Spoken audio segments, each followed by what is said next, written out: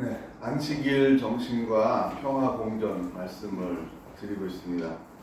네, 최근 세 달, 크게 보면 6개월 정도 계속 이 문제를 고민하고 어느 때보다 많이 공부하고 기도하고 묵상을 하고 있습니다. 오늘 말씀은 매우 특이한 말씀이고, 사실 우리가 평생 신앙생활을 해도, 혹은 아마 목사라고 해도, 또 어떤 신학자라고 해도 그냥 별로 대수롭지 않게 지나칠 수 있는 그러한 말들입니다. 창세기를 수십 번 읽어봤어도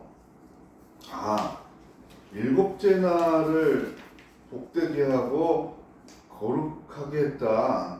이게 창세기의 거룩이라는 단어가 꾸며주는 것, 거룩이 형용사로 나오는 게 단 한 번이구나. 그만큼 매우 특별하게 창세기 기자는 이것을 기록하고 있는데, 우리는 창세기를 읽을 때, 또 설교할 때, 연구할 때 그렇게 큰 비중으로 이 문제를 다루지 않아 왔다는 겁니다. 유대교 석학인 아브라함 헤셀 발음이 어렵습니다. 철학자 헤겔하고 비슷하고 헤셀 이렇게 하기 쉬운데 헤셀입니다. 어렵죠. 네. 안식 복 있는 사람 출판사에서 번역이 돼서 나와 있습니다. 잠깐 그 소개를 좀 하겠습니다. 인간의 기술 문명은 공간을 정복해서 이뤄낸 것이다. 공간은 소유와 관계가 있다. 근데 시간은, 우리가 시간을 소유할 수는 없어요. 단지 시간의 질을 높일 수는 있겠죠. 그래서 이렇게 대조를 합니다.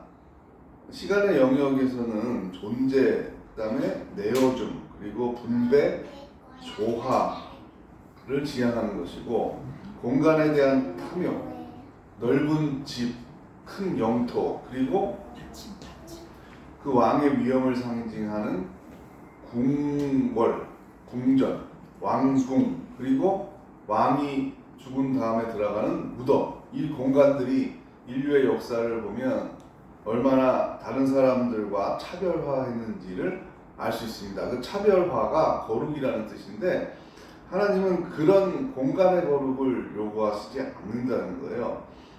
심지어는 성전이란 말은 우리가 붙인 거죠. 거룩이라는 말을, 이 공간은 거룩한 공간이다, 하나님이 계신 곳이다 라고 말하지만, 신약 성경의 혁명적인 선언, 사마리아 여인과 주님이 대화하는 것 있지 않습니까?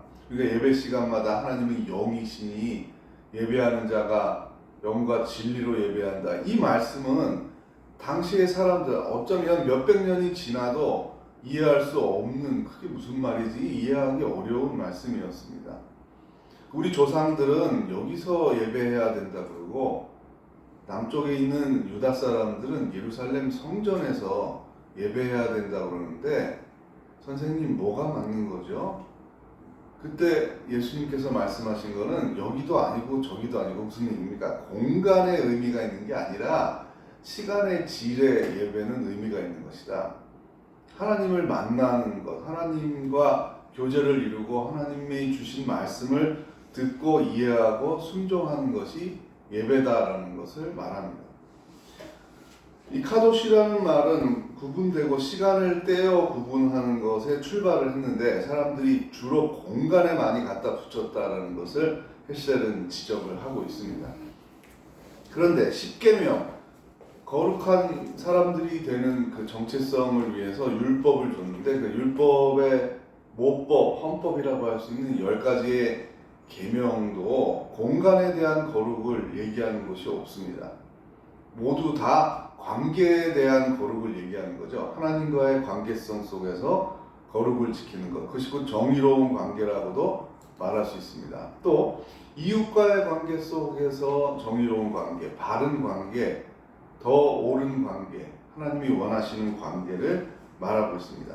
그런데 이 안식일 계명은 그 하나님 사랑과 이웃 사랑 계명 양자에 다 해당되고, 이 다리를 놓을 수 있는 중간에 위치한 계명입니다. 왜냐하면 안식일을 기억하고 거룩하게 지키려면 하나님을 기억해야 되겠죠. 하나님을 경외해야 되겠죠. 그래서 하나님에 대한 전반부의 계명과 관련이 있다는 거고, 그 다음에 안식일 계명 이후에 나타난 것은 이웃과의 관계에 대한 계명들인데, 결국은 무슨 얘기입니까? 공간에 대한 탐욕을 극복하고 평화롭게 살아라. 나누기 위해서는 이웃의 것을 내가 더 가지면 안 된다. 탐욕을 가지면 안 된다는 말씀인데, 그 두 축을 기억하게 하는 날이 안식일이고, 안식일에 이 두 가지 삶의 방향을, 바른 관계를, 정의를 내가 잘 지켰는지, 우리 공동체가 잘 지켰는지, 우리 민족이, 나라가 잘 지켰는지를 돌아보게 하는 날이 안식일인 거예요.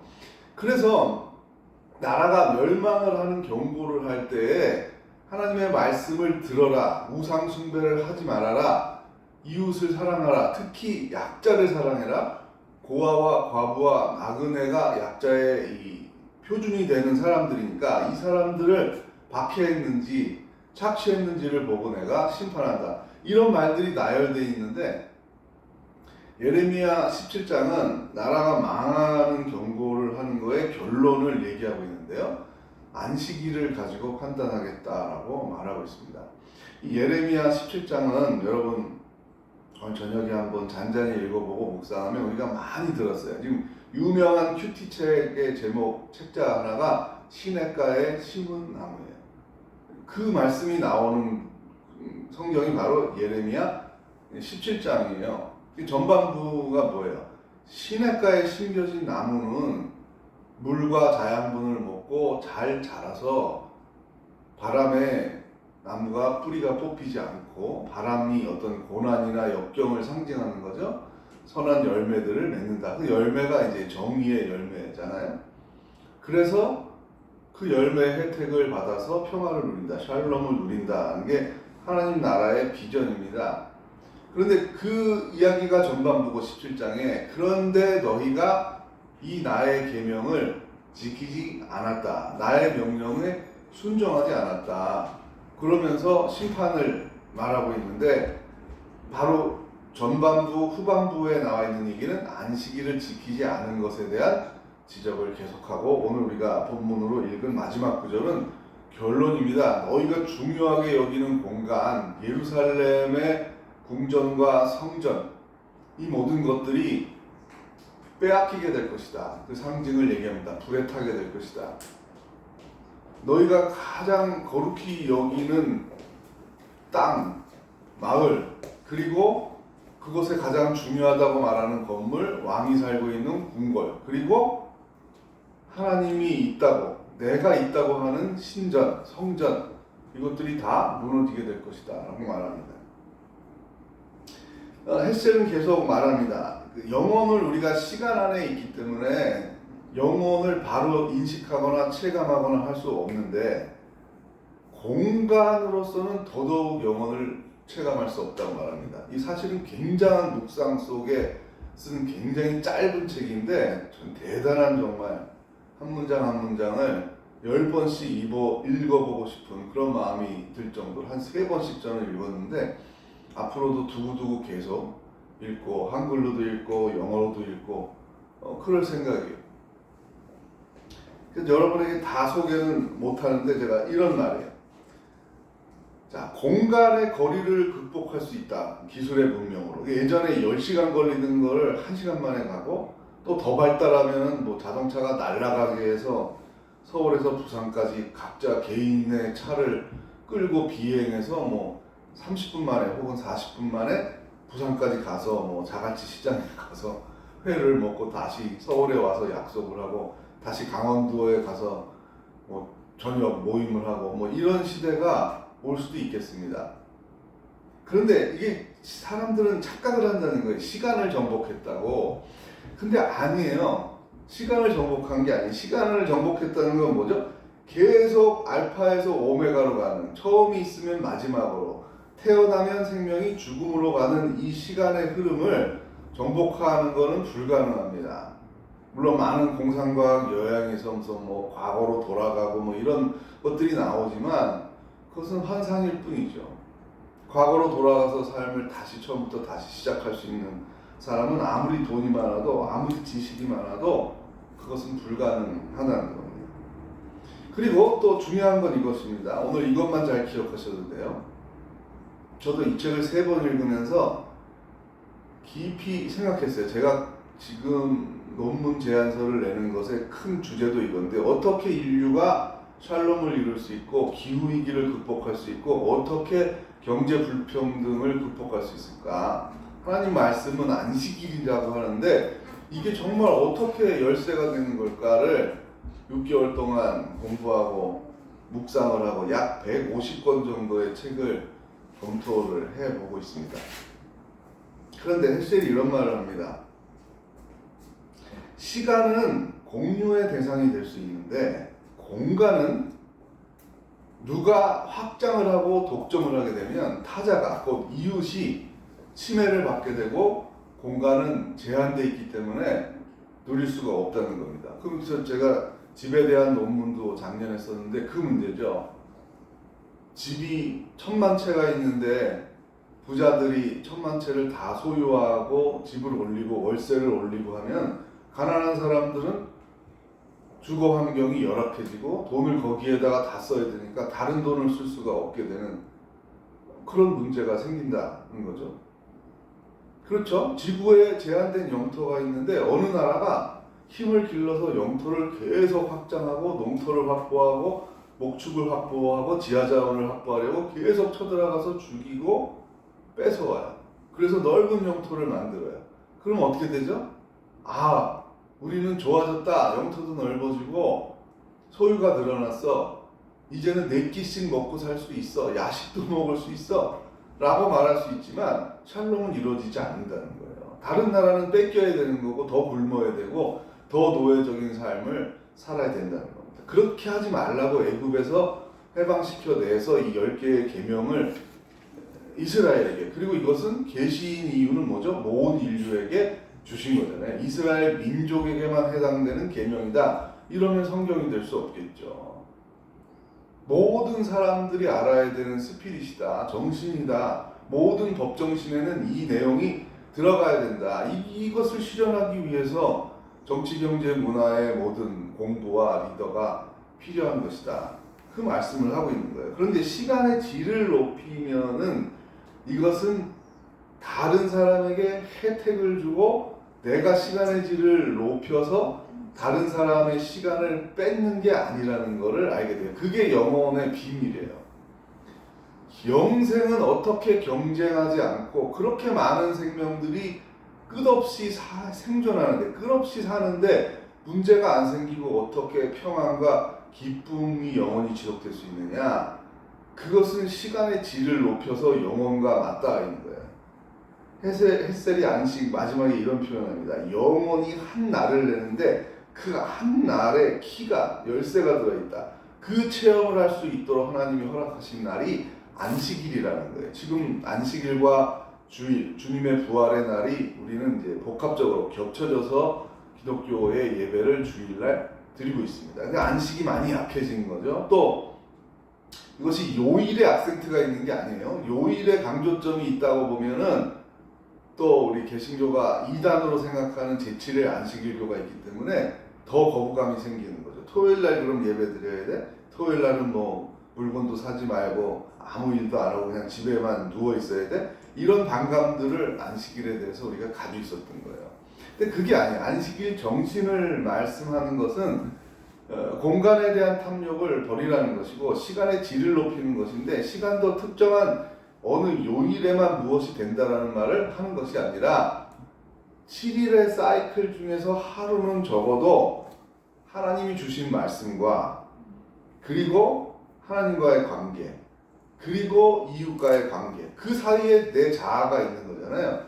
그 하나님과 이웃과의 관계 속에 있는 살아가는 나 이 세 주체를 돌아볼 수 있는 충분한 시간의 질을 높이는 기회로 안식일을 우리 지금 주일을 예배 시간으로 주셨다는 겁니다. 안식일을 지키는 것은 하나님 사랑과 이웃 사랑을 잘 하고 있다라는 것의 시금석, 표준이 된다는 겁니다. 자, 이 사람이 나를 사랑하는지를 알 수 있으려면 난 널 사랑해, 난 널 사랑해. 근데 우리가 보통 몇 가지 이렇게 점검하고 느껴지는 게 있잖아요. 나하고 시간의 약속을 어떻게 여기는지, 또 우리 기념일이라는 거 있잖아요. 결혼기념일, 생일, 이런 것들을 어떻게 잘 계획하고 간직하고 소중하게 여기는지, 그리고 내가 정말 싫어하는 거를 안 하려고 노력하는, 내가 정말 좋아하는 거는 같이 하려고 노력을 하는지, 이런 부분들이 사랑하는 것에 대한 시금석이 되는 거잖아요. 바로 하나님께서 우리 성도를 봤을 때, 신앙인들을 봤을 때 내가 나를 경외하는 줄을 아노라라는 그 시금석이 바로 안식일 정신을 삶 속에서, 그리고 더 나아가서는 사회 속에서 실현하고 있는가, 그것을 보신다는 거예요. 그래서 저는 윤리학자니까 더 큰 관심은 이 정신을 한국 교회가 받아들이고 더 각성하고 중심에 나왔을 때 정치, 경제, 사회, 문화, 그다음에 이 과학, 기술, 의료 영역까지 가서 이 기후 위기에 대한 거를 극복하는 단초를, 열쇠를 제공할 수 있지 않나, 그런 마음으로 지금 열심히 여러 논문과 글들의 제안서를 작성하고 거의 이제 완성 단계에 갔습니다. 예레미야 17장, 또 이사야서 곳곳에 보면 이 안식일을 중심으로 이스라엘 백성의 거룩을 판단한다라는 놀라운 구절들이 있습니다. 그 전까지 별로 그렇게 주목해서 보지 않았지만 최근 6개월 동안은 성경을 읽으면 이 안식일과 거룩이라는 말이 이제 이렇게 두드러지게 튀어 올라서 제 눈에 검색이 되듯이 보이는 것 같아요. 그게 참 신비한 일이다 라고 생각을 하고 있습니다. 이제 말씀을 맺겠습니다. 하나님은 공간과 시간을 넘어서서 영원하신 분이에요. 그런데 시간을, 우리에게 영원하신 하나님이 인간에게 시간을 설정하고 시간을 통해서 공간을 만드셨어요. 그 개념을 잘 이해해야 돼요. 그래서 공간은 다 소멸이 되겠죠. 공간은 다 소멸이 되는데 시간은 영혼의 차원으로 옮겨지는 거예요. 소멸이라는 단어보다는 차원이 바뀐다라는 설명을 우리가 힌트를 얻을 수 있어요. 정말 어렵다기보다 이건 불가능하죠. 천재 노벨상을 10개를 타도 어려운 게 영혼을 다 인식하는 거겠죠. 영혼을 체감한 사람이 아무도 없잖아요. 그런데 그 체감할 수 있는 열쇠는 100평짜리 집을 10배로 늘려서 1000평의 아파트를 강남에 내가 소유하고 있어도 영혼과 맞닿을 수는 없다는 얘기예요. 그 방향성은 아니라는 거예요. 그런데 시간의 질은, 이건 돈의 문제도 아니고 지식의 문제도 아니라는 거죠.